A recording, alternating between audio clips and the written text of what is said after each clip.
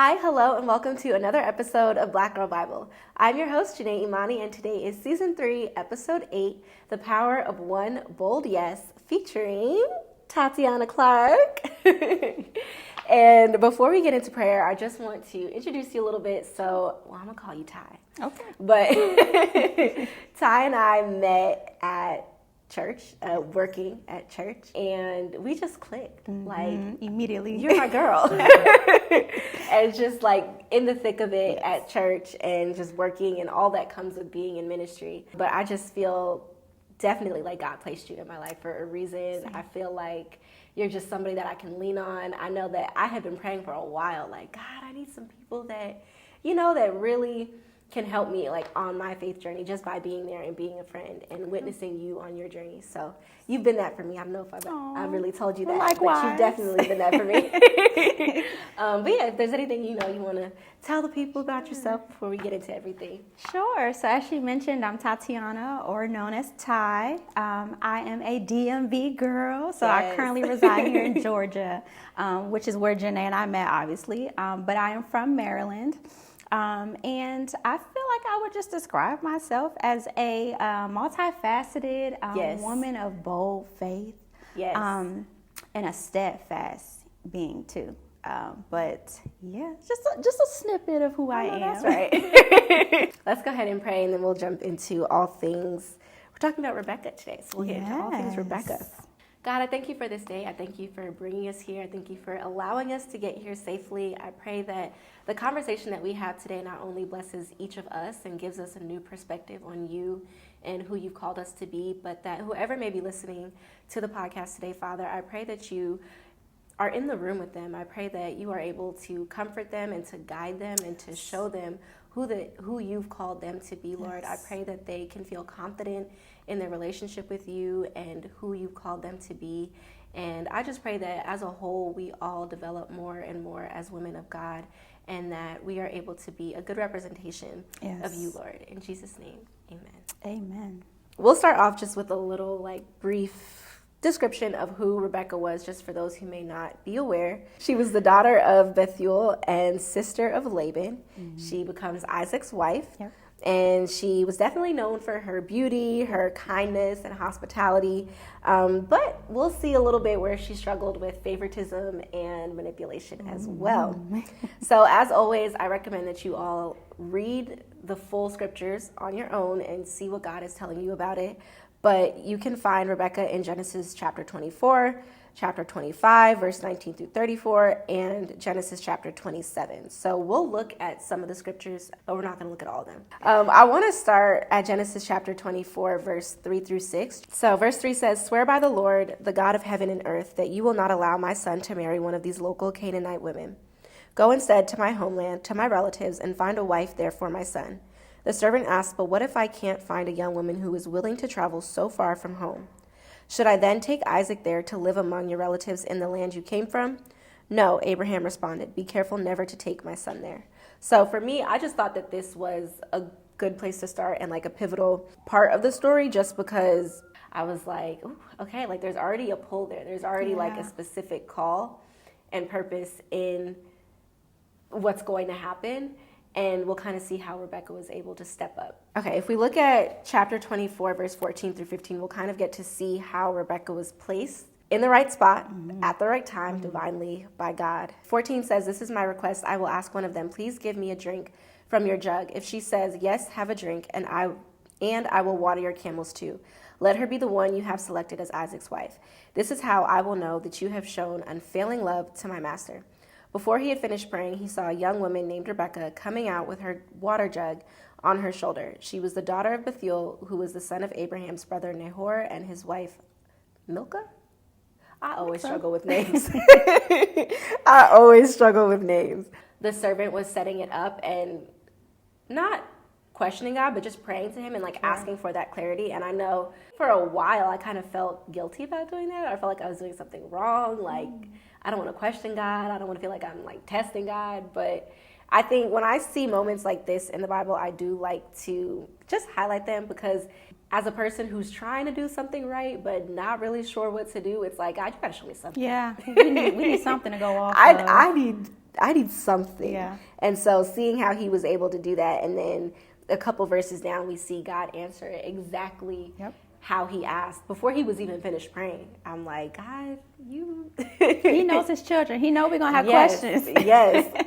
So I think as we move a little bit more through chapter 24, we'll kind of see how Rebekah is described as just very beautiful. And so I thought that was nice. Like, you know, her beauty and her charisma is highlighted, but she's remembered for her character. Like, her character is what stuck out to the servant. Yes.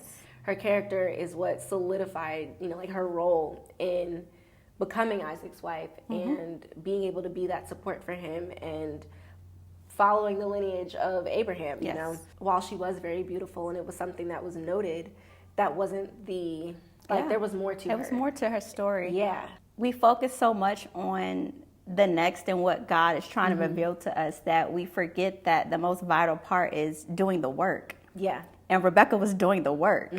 She was found serving, which is part of her character development as well. And so to me, that spoke to me because it just speaks to God's intentionality. Yeah. We know that, you know, when we were in our mother's womb, he knew us. He knew us as we were being formed. Therefore, he knew what we were going to be capable of, and how that was going to be part of the perfect plan and will for our lives to perform the ultimate will for us so that he gets the glory. We don't get to really know how old she was in this, which I mean, I could they probably say, look it up and find some theologian kind of telling us. But it just kind of said, I know somewhere like she was old enough to marry or whatever. But in that time frame, she probably wasn't really sure what her purpose was. And she's just, you know, going along and being obedient and doing what's in front of her and not really sure what the bigger picture is. But she was able to get to that point because she was faithful in what she currently had going on. And I think that's something I always try to remind myself of when I feel like I don't know what I'm supposed to be doing. Yeah. I'm like, all right, God, well, I'm just going to focus on what you've given me. Right. And I'm going to try my best to be faithful and obedient in that. And I know that the rest will come. Absolutely. And that's literally what she was doing. She was focused on the current in preparation for what would have been revealed to her next. So, again, we don't know. Maybe that was a constant wonder of hers. We will never know. But the fact that she was obedient in her now, in the current, just speaks so many volumes to me. I think that that's so dope. Like, if I could be that diligent and disciplined in every aspect of my life on a day-to-day, God probably would have, with the little things, so many things probably could have been revealed to me at this point. But, I mean, as humans, we're always in a constant state of wonder and eagerness, right? So, yeah, I think she's a perfect example to go off of. So as we talk about like faith and obedience, right? I want to look at Genesis chapter 24, verse 55 through 60. I will paraphrase it a little bit. Okay. Basically, Rebekah's family accepted, like, yes, she can go and be Isaac's wife, but the servant wanted her to come now. Yep. And her family was like, well, wait a little more time. Right. I need a little more time. I think they wanted like 10 days before she would go with them. And then they were like, you know what? Ask Rebekah. And if she says she's ready to go, she can go. And so in verse 58, she said, well, it says, so they called Rebekah. Are you willing to go with this man? They asked her. And she replied, yes, I will go. I thought that was important just because putting myself in her shoes, like, you don't know this man. She never met Isaac. Never met him. It's a servant just coming like, hey, you need to leave, go this far, leave your family. Now. Exactly. And she was willing to go. Part of that was probably the comfort from God and having a relationship with him. That was probably a really hard thing to do. Like, I think about me and how much I love my family. Yeah. And I think if it was me, like, having the like blessing of sort from my family would help me feel more comfortable. Yeah. But still, like, being ready to go right away, it's just like, oh man. And I think it just shows like just her heart, like her eagerness, her willingness, and her being able to be obedient and faithful to God even when she's not really sure what it looks like and don't have all the answers. Yeah. Wow. And that hits home for me. I feel like I've been in so many stages of my life thus far. I'm not older yet, but I feel like I've found myself in a few situations where Holy Spirit told me to do something, and it was immediate action. There was no do it, but do it the next week or next month. It was like, no, I need you to do this now. And younger Ty was like, wait a minute, I don't have all the answers. I need this detail. What's going to happen when I do that? What do I need to have in place before I move? And each time I did that, God literally showed me, I don't need you to question or follow it up with more questions. I need you to just take action, because I will reveal the next to you as you take this first step. As I read Rebekah's story, I naturally wondered, okay, what were her prior experiences like, or encounters like, such as this with Holy Spirit, where she trusted the servant's message and demand enough to know that God was credible. So I'm going to trust him because he's shown himself approved before. So why would I question it now? Yeah. And when I think about myself and then just us as a collective, I think we struggle with wanting to know the full picture that you mentioned earlier, when we don't even need to know the full-blown picture. But for Rebekah to say yes, I mean, it doesn't say that she hesitated. Right. It doesn't say she took a minute. It doesn't say she said, well, hold on, let me think about it. Let me consult with my family. She said, I'm going. I'm going. And I think that's such a beautiful thing, because clearly there's a trust factor already there, coupled with that obedience. And so for me, it got me excited to continue learning of the rest of the story, because giving God her yes, or the servant and God her yes that early on, it kind of foreshadows the blessing to come. And if we can all hold on to that, I think we have so much comfort and solace in just that part alone. Because it's a skill I'm working on, being able to, give that Me yes. too. Me too, yes. I think about even, with me leaving where we were working. Yeah. Well, you're still working. But with me deciding to leave, that was hard for me. Yeah. And I felt like I heard God clearly tell me when I needed to go. And I wasn't ready yet. I was scared. I was like, I know I've been kind of feeling ready to go, but you really want me to do it now? Like now, you're sure and now? well, why don't I just, I said it, I was like, well, why didn't I just wait a little bit, God? And then a couple days later, at the day it was supposed to be time for me to go.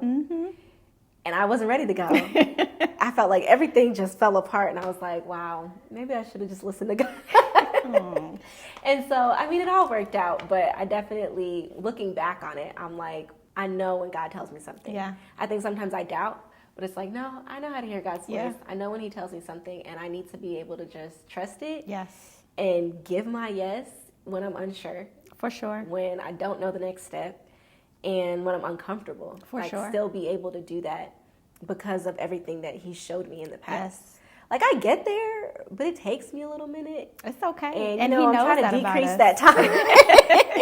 But he knows that. Janae's going to need a little bit of time. Yeah. I'm a planner. I'm very type A. I want to know all the details. Yeah. So that's a struggle for me. But it's so much beauty in the boldness. It really is. And like I mentioned, out of that births the blessing. I remember when I had those periods of being hesitant, when he did tell me to do things when I was younger, and I didn't listen and had to experience the repercussions of not listening. And I was like, all right, not doing that again, not doing that again, because in the grand scheme of things, it still all worked out for my good. Romans 8:28 tells us that. That's my favorite scripture. He will always work all things together for our good.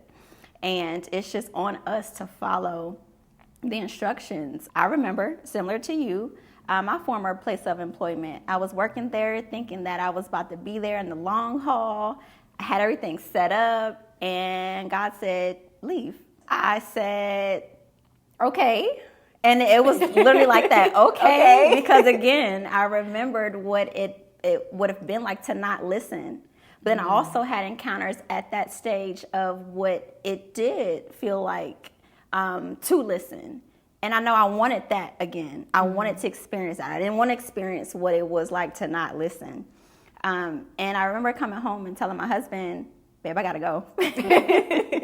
I got to go. And I remember telling him, and it was such an emotional morning. It was morning. He was getting ready for work, and so was I. And I said, I can tell you right now that I don't have all the details. I don't have all the details of what it's going to look like when I do leave.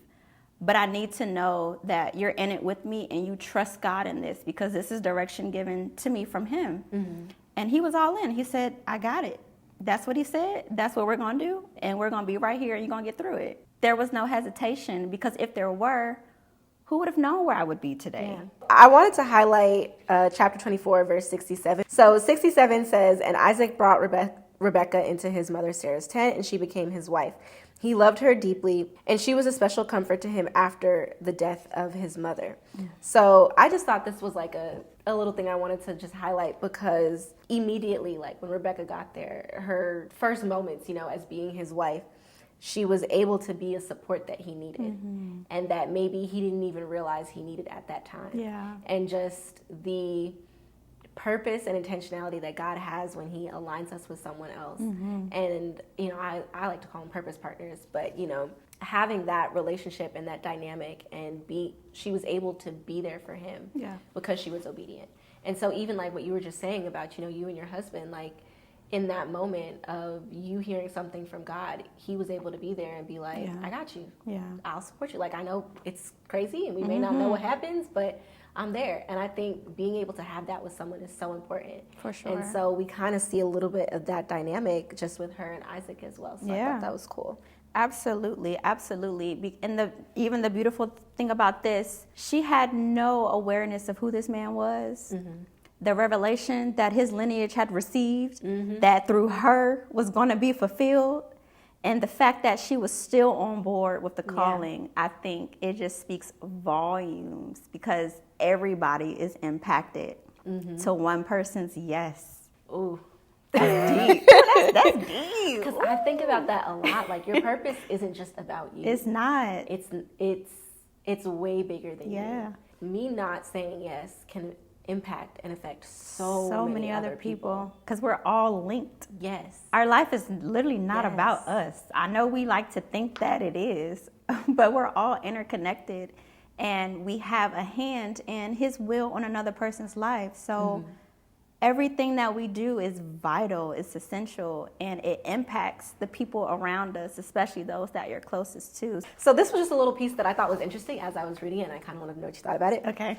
But if we look at, we're going to jump to chapter 25, verse 20 through 23. It says, when Isaac was 40 years old, he married Rebekah, the daughter of Bethuel the Aramean? I think so. Aramean from Padan Aram, and the sister of Laban the Aramean. Isaac pleaded with the Lord on behalf of his wife because she was unable to have children. The Lord answered Isaac's prayer, and Rebekah became pregnant with twins. But the two children struggled with each other in her womb. In the womb. So she went to ask the Lord about it. Why is this happening to me? She asked. And the Lord told her, the sons in your womb will become two nations. Yep. From the very beginning, the two nations will be rivals. One nation will be stronger than the other, and your older son will serve your younger son. So a couple things here, but one that I thought was interesting was just, I really think about people in the Bible as like silos. And recently God's really been showing me like, no, they're all connected. And so when I thought about how, okay, look, she was barren at first, and then God opened her womb later on. Like, there was Sarah. She had the same situation.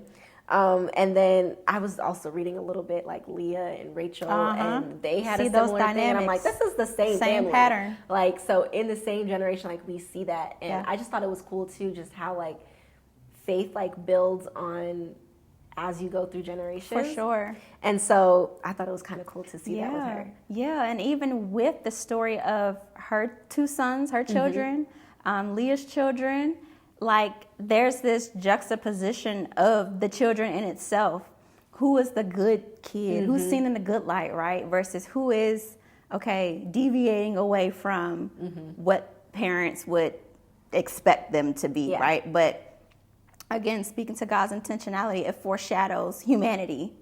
He knew there was going to be the chosen people, his people, and he knew that there were going to be the people of the world who just defied all the odds and notions that he was trying to set in place for people to follow. Here they are in her womb, not even born yet, physically tussling, mirroring what would happen in the physical realm, right? She's trying to figure out what is going on, what do I do? But at the same time, God is equipping her on what to do. But the fact that we're able to see that so early on in the womb, I thought was mind-blowing to me as I'm reading it. Because I'm like, wow, they're like in the womb doing this? And they came out, and we see the dynamics of those two brothers' relationships. So God had told her, just from when they were in the womb, that the older son would serve the younger son. And I think where we kind of see Rebekah putting her hand in the pot a little bit. She had that in the pot.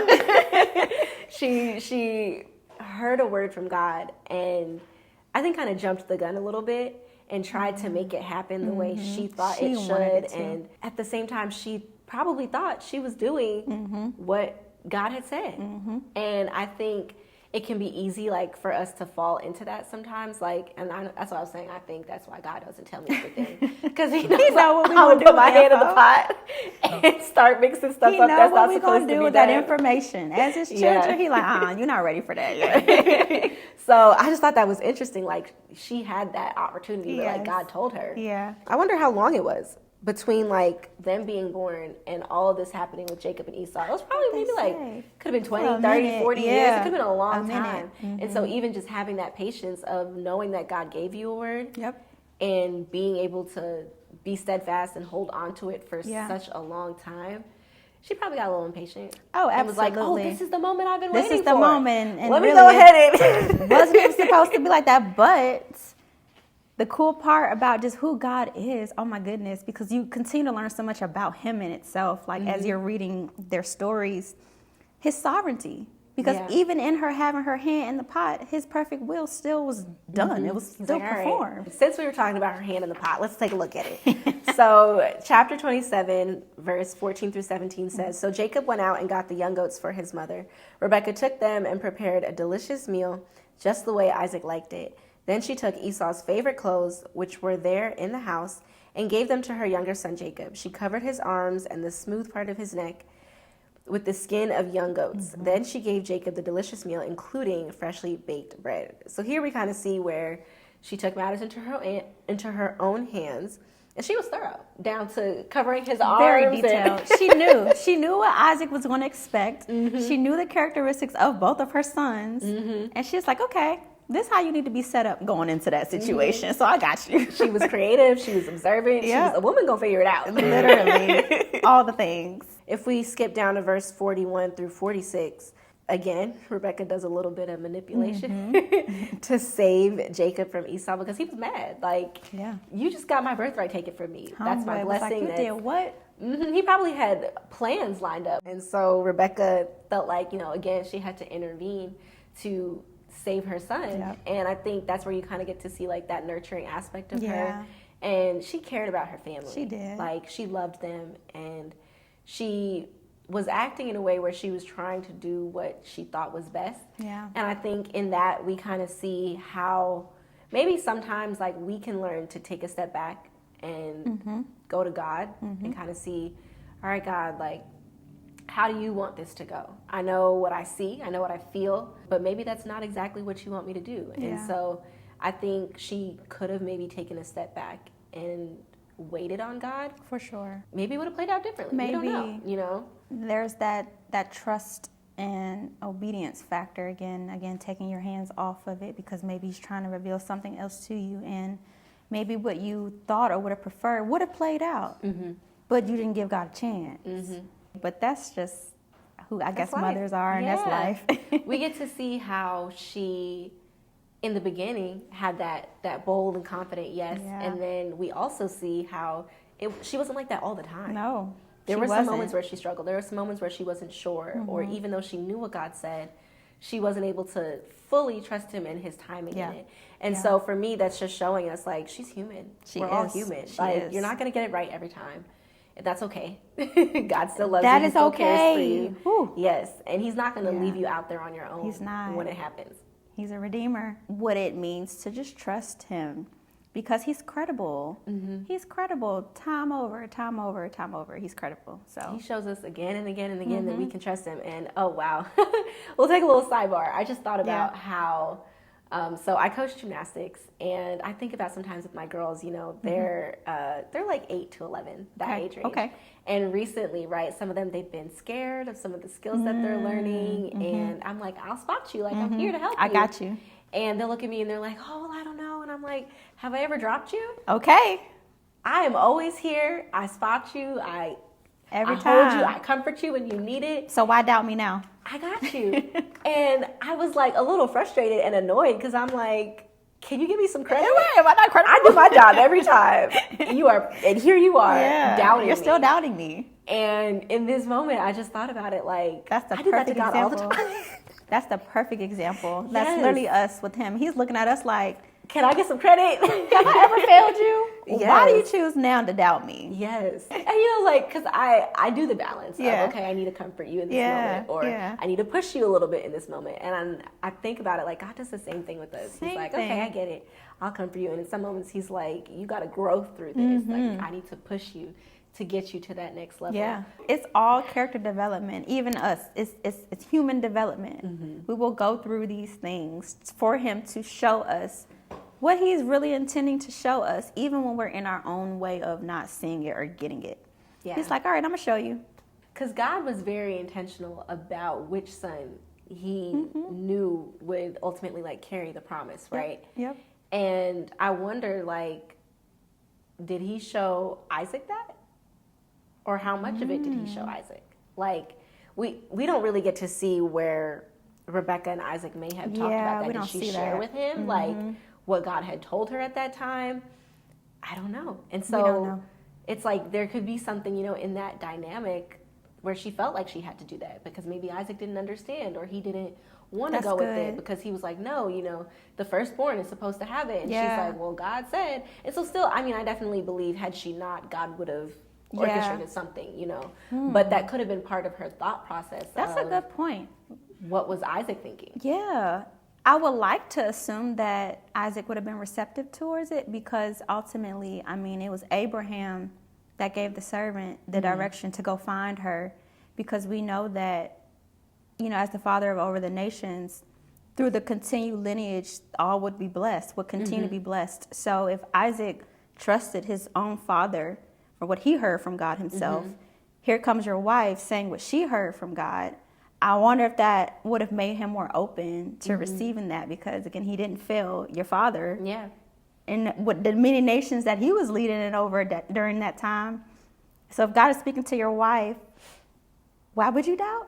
Yeah. Though I can kind of see how he probably would have had a wonder or question, but then on the other hand, it's like maybe he knew and he just thought God was going to do it a different way. Yeah, or that. It could have been that. Yeah, that's good. And so here she goes trying to do stuff. And the whole time he's like, it would have happened anyway. It would have happened anyway. So we don't know. And that divine intervention. Yeah, I think sometimes it's nice to like just think and speculate a little bit. Like, I wonder what, just because humans, like, there's so much to humans. So much. Like, everybody's got their own little thing and their own thoughts and their own desires and their own will. And that's how sometimes it's like so crazy and just mind blowing to me how God is able to move all the pieces around when we're so like chaotic. Because he knows how it's going to play out and what questions we're going to have and how that's going to impact our decision making and what moves we're going to make. That probably wasn't even the right move, but still reel us back in. So let's take a look at Rebekah through the lens of the Proverbs 31 woman. Okay. Proverbs 31 verse 30, where it says, charm is deceptive and beauty does not last, but a woman who fears the Lord will be greatly praised. I thought this was interesting, especially because Rebekah's beauty is highlighted. Yes. It's like, especially in that she knew she was beautiful, but ultimately the reason we really remember her story and the reason God picked her was because of her character and because she had that relationship with God. And so her being able to trust God is what allowed her to fulfill her purpose and not just the outward appearance or, being qualified in like the world's sense, but ultimately what God sees in us that aligns us for our purpose. Yeah. I would like to believe that she knew she was beautiful, but she also recognized that that's not what was important. Again, where did we find her serving and where did we find her being most impactful when she gave her yes? As I've just been like reading the Bible more and more on my own, like as an adult, I would find myself kind of thinking like, I think a lot of times the men are like the focus, and sometimes it feels like the women are just like the other. Or we get a couple verses, but we may not get the whole chapter. And therefore there's not much to learn from them and their stories, but so much. There's so much. And that's really why like I wanted to focus on just different women in the Bible this season. I love it. Because even if it's just a verse here or there, there's so much that we can learn, and it's there for a reason. Yes. Chapter 31, verse 20, it says she extends a helping hand to the poor and opens her arms to the needy. Oh, yeah. So having that heart posture of the Proverbs 31 woman, that's what set her up for everything that God had for her. That heart posture. Yeah. She was in that place where she was generous, where she was willing to help. And she wasn't like, standoffish or turning people away or turning her nose up to certain people. Like, she was there. She was willing to help, and she had that heart that was welcoming. Yeah. And she was generous. And I thought I would attribute that to why she was so blessed. I mean, he blessed her with children. They wanted children. God knew who he could use. Her heart posture was in the right place. And he knew how she would have responded, and she responded in that way. And so Verse 25, it says, she is clothed with strength and dignity, and she laughs without fear of the future. That's one of my favorite verses, just because it's, for me, like a reminder to trust God, to allow myself to go forward without having that fear, the contentment and the trust in God's timing, and how Rebekah struggled with that. She did. For me, like looking at the Proverbs 31 woman and looking at Rebekah, I'm like, like that's an area that she struggled. But that's something that I know for me, like I can learn and I can see what it looks like to not truly trust God with the future and trust God's timing. And it can help me to grow in that area. Like, we can learn from some of these women in the Bible without having to go through everything on our own. Yeah, we don't have to actually go through it. Specifically, the line of her being clothed in strength and dignity. We know that was Rebekah, but I think there's so much value in seeing the balance of what it means to have too much or too little. And I feel like in Rebekah's case, she had a lot. She's bold. That girl was bold. Actually, this is what I'm going to do. She said, this is what I'm going to do, and I'm going to do it. I mean, we saw her boldness in the beginning when she gave her yes immediately to leave her home. And we see her boldness in putting her hands in the pot and orchestrating, okay, who was going to receive the blessing. That's what she wanted. Yeah. And so I love that we can see what it looks like to have too much and how God is like, no, be that.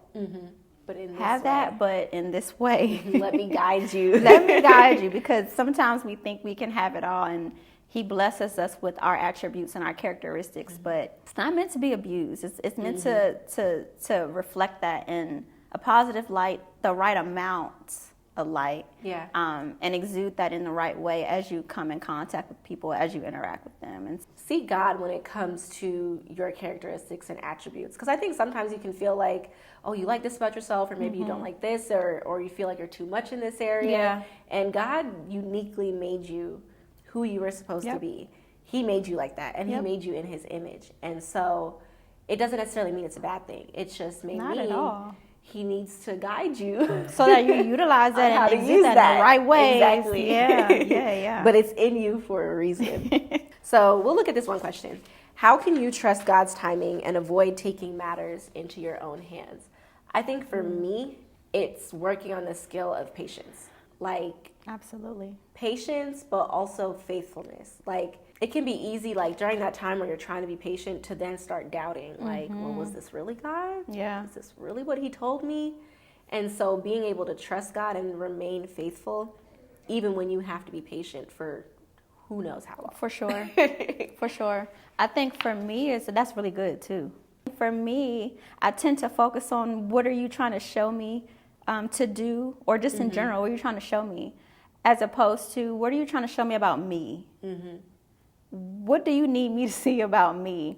Because obviously, I know you can do all things, provide all things, and steer me and guide me to all things that you have for me, but I'm not going to get there unless I'm what you need me to be. So what are you trying to focus my attention on becoming, so that I'm properly prepared to steward that area well? I think it's trusting who he called me to be as he's revealing the next to me. It's a lot about internal character development too, as human beings, because sometimes we try to prematurely step into a realm where we're not fully developed in yet, and it can take a toll on what that end result will even become.